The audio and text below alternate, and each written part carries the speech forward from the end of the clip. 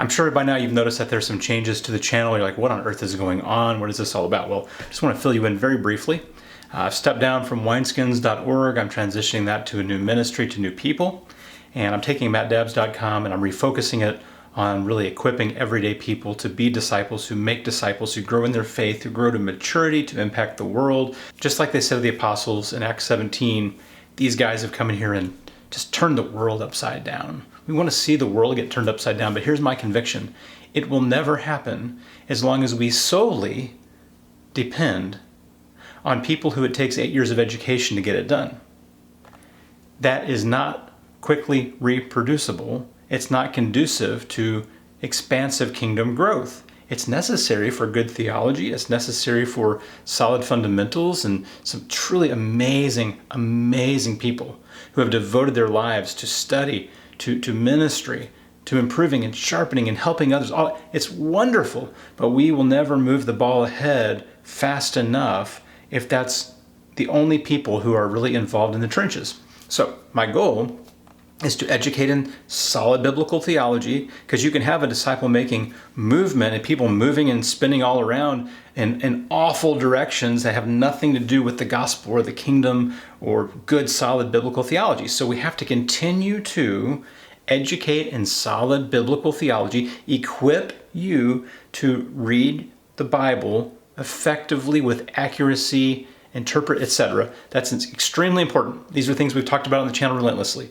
We have to train in skills. We can't just educate in facts and details and doctrines. We have to train specific skills that can mobilize people and help them feel confident to go out into the world and share faith, make disciples, start new churches. This is how things worked in the early church. All we're doing is going back to the way things worked in the early church. They didn't have PhDs. They didn't have MDivs, which I have an MDiv, but they didn't have any of that. But they were changing the world every day. People moved by the Spirit, changed by the Word, in relationship with God and each other. It's going to have to happen today. Like, this is the path forward, I believe, for Christianity. And it has nothing to do with house church or big church or small church or this or that or the other. It's just whatever expression God uses as we gather to do this. It doesn't matter. What matters is that we're obedient and faithful to what He said. Like in the Great Commission, go and make disciples of all the nations. He said in Matthew 24:14 that the end will come after the gospel is preached to all the nations. If we relegate that to 100,000 U.S. ministers, or even say I don't even know how many ministers there are, say there's 1 million ministers in the United States, that job's not ever going to get done. They don't have access to everyone. They don't have time for everyone. They don't have enough margin for everyone. They cannot go everywhere, be everywhere.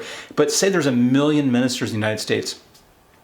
And that's the people who are saying, well, you do the work. I come, I tithe, I give, you do this X, Y, and Z. It's like, no, expand that out to 100 million Christians. Expand that out to 50 million, however many million Christians it could be. And the impact is going to grow exponentially. If you were just to double from 1 million to 2 million, the impact could grow exponentially. But we're talking, there are millions, tens of millions of Christians who have incredible gifts and skills, who have never considered how they could take those gifts and skills and leverage and utilize them for kingdom work, for kingdom growth. Like, I just never thought about that. I can't tell you how many people we've got into discipleship with who said, I have never considered how to use these talents I use in secular profession and apply them to ministry contexts with real people to change lives.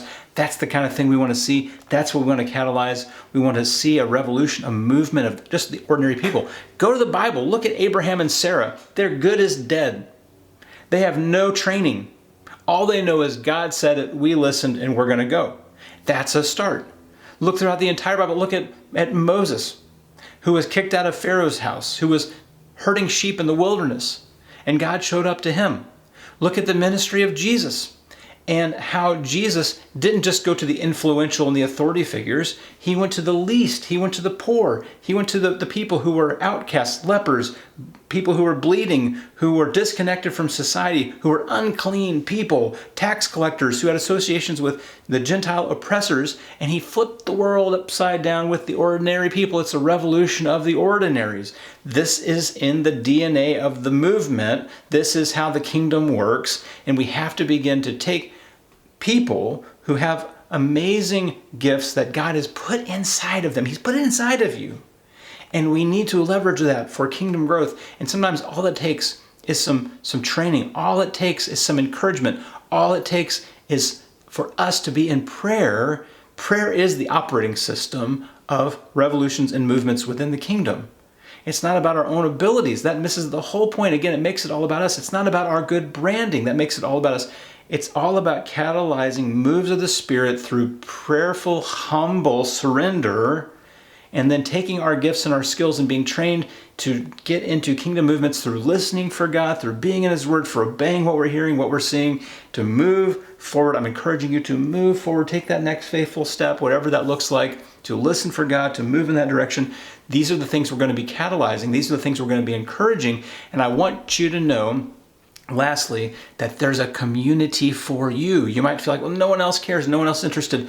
This is a community for you. And there's thousands of others, places like this on the web, on YouTube, probably even locally within reach of you, that are communities of people who can encourage you on this journey. I want to encourage you on this journey. You are not alone. I'm on the journey. I'm learning. I'm growing. I'm stretching. I'm getting uncomfortable. And I got to get more uncomfortable. I'm not uncomfortable enough. There's a lot more to learn and grow and do. There's a lot more people to be around and to impact for the gospel of the kingdom. And they're going to impact us. This is not a one-way street. I want to let you know that I'm so encouraged by what I see God doing, and I just want to share the stories, and I want to hear your stories, because we have to start hearing that these movements of God are normal. They're happening all the time. We just don't have a lot of space to acknowledge it, or we're fearful of saying, here's what I saw God do. It's like, because people are going to go, whoa, that's crazy. I don't think God could do that. It's safe to say it here. So let's have the conversation. Let's engage in the comments. Let's be in prayer and be a community, a tribe of people that are like-minded. I hope and pray this encourages you. If you want to follow along in this journey, I just really want to ask you to subscribe to this.